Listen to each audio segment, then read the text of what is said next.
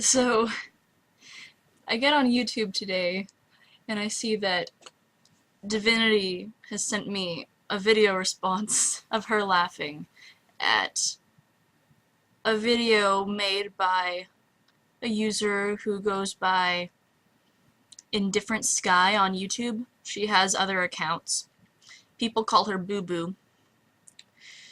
She is a Diana Boston supporter, and she might not be anti-porn, but it seems that she leans on the side of anti-sex work.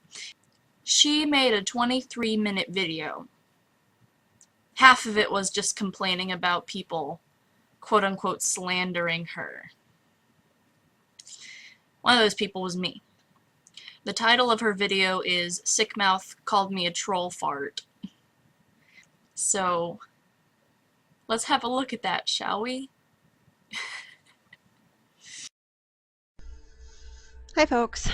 So Zinnia Jones has a follow-up video on her original one, and she outlined some of the arguments that were made and put to rest some of the arguments that were made, showing how they're fallacies.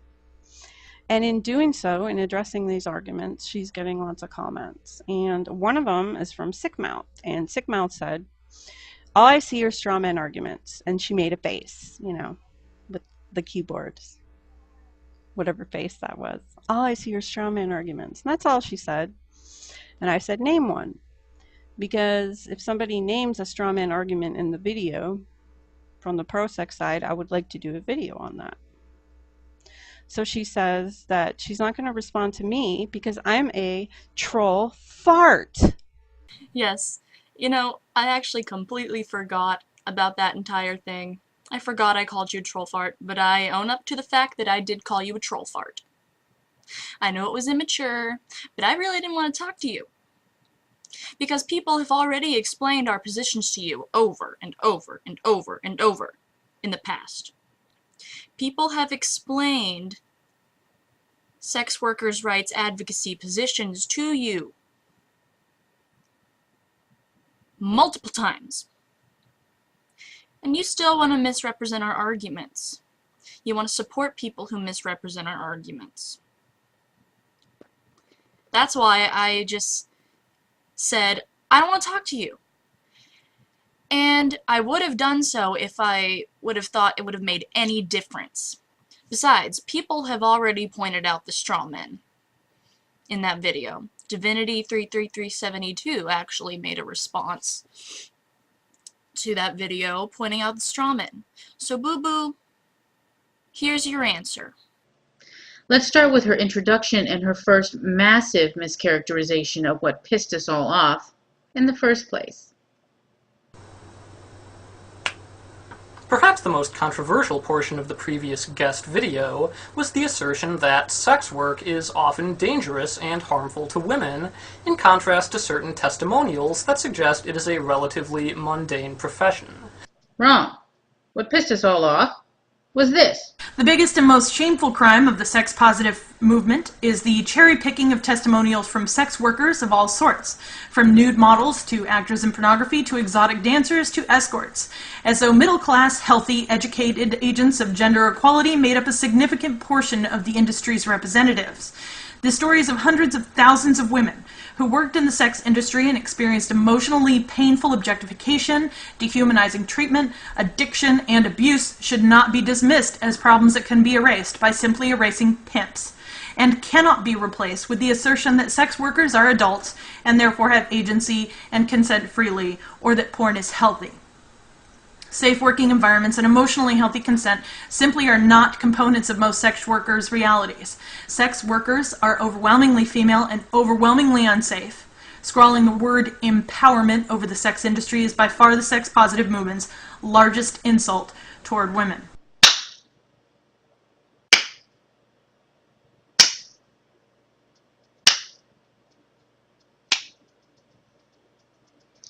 Spoken like someone who's never had a conversation with a sex workers' rights advocate concerning sex workers' rights advocacy ever.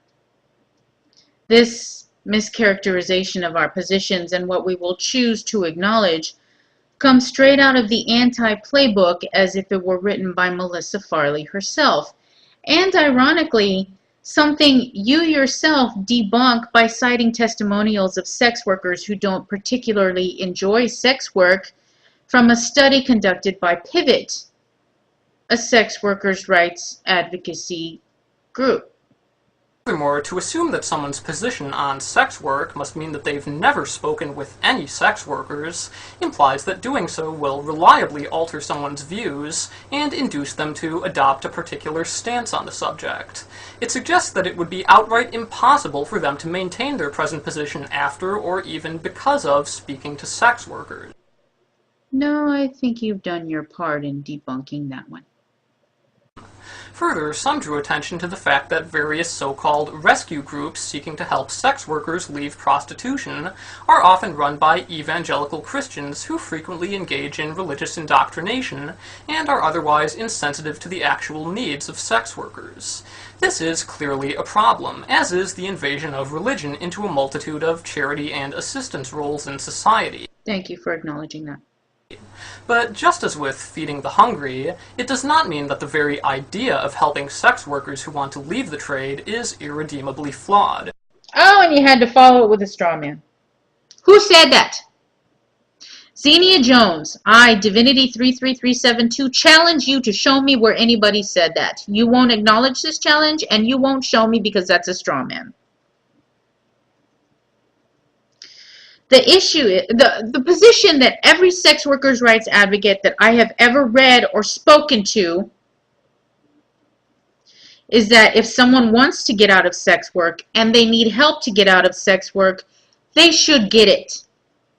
But they shouldn't be forced to claim they were raped if they don't think they were raped. Nobody should force you in exchange for that help to support their ideological position on sex work or the sex industry in general.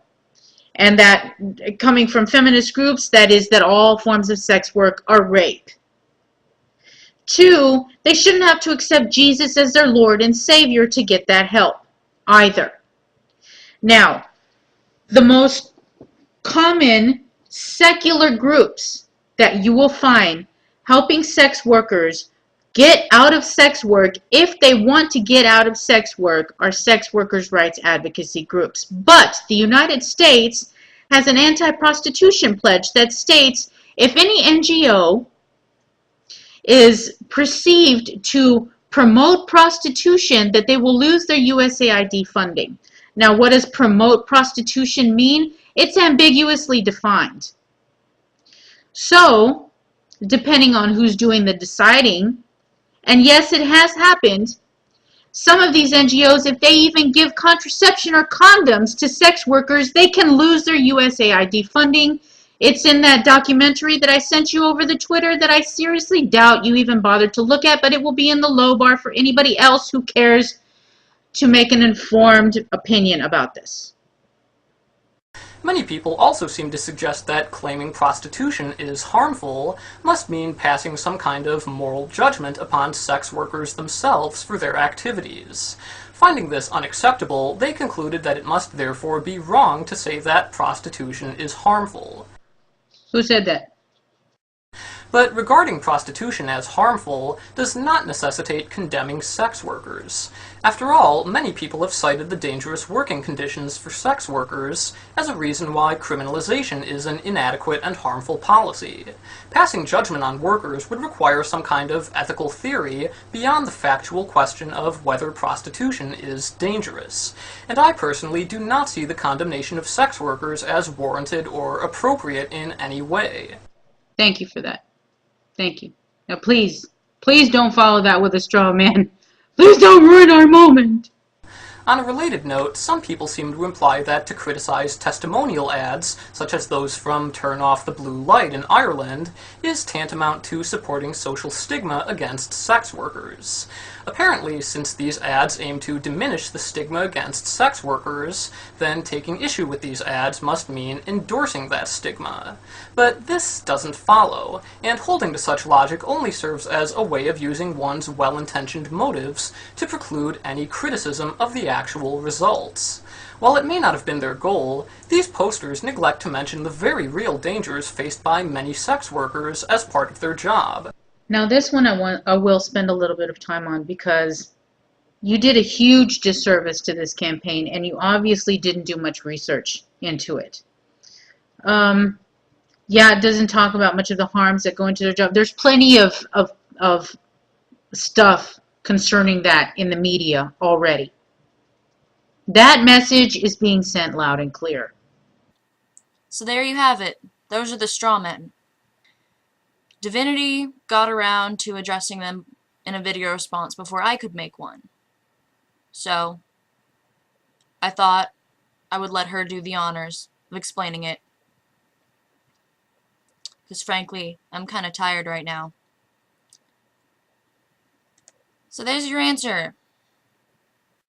Sorry, I didn't want to engage in some long chain of comment ridiculousness.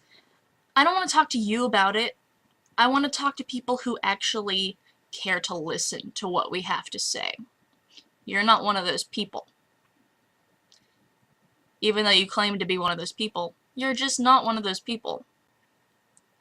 And I'm not the only person who feels that way. I Am Curious Blue responded to you in the comments section, saying that she really couldn't blame me for calling you a troll fart.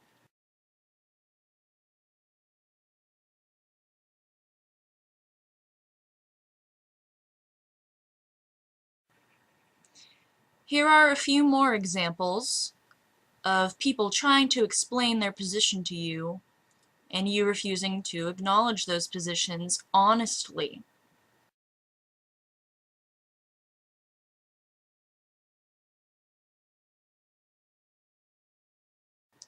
So, it's not just me who finds you to be kind of troll-like in nature. You kind of have a reputation around here. Just saying. So, here's a look at that comment exchange and what exactly I said to her and what she said back.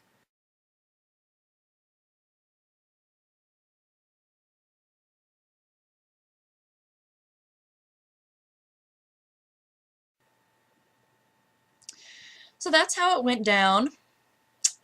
Again, I admit, it was a little immature, but I regret to inform you that at the time I was responding to that comment, I just really wasn't in the mood to get into it with somebody who wasn't going to listen to my rationale. Now let's go on and listen to the rest of what you had to say to me. And no matter what anybody says to me, I still believe sex work is bad under all circumstances. I've never talked to this person about sex work before. I've never said that on my channel. I've never said that anywhere. No, I'm pretty sure that you have badgered me in the comments section of ZJ's other video. The one that she uploaded with her ignorant girlfriend spouting bullshit about sex-positive feminism. And I saw what you had to say in the comment section of that video too. And it was the same, you know, misrepresenting other people's positions and not backing up a lot of your claims. Like the one we're about to hear. Where demand increases, trafficking increases. That's my position. Can you cite a source to support your position? Can you provide us with an explanation as to why that position is reasonable? Do you have a link to any articles or any statistics or figures or studies that have shown that that position is a valid one? And she can't back up any of it. Now, previously in the past, when I have been subjected to nonsense like this, I wasn't able to do videos to respond, but now I'm going to. I'm going to every single time. It was one of my regrets about not being able to. And the aunties that I was involved with wouldn't do it. They didn't make the videos backing it up. Because a lot of them are trolls themselves. Well, you got that right. You know, but not me.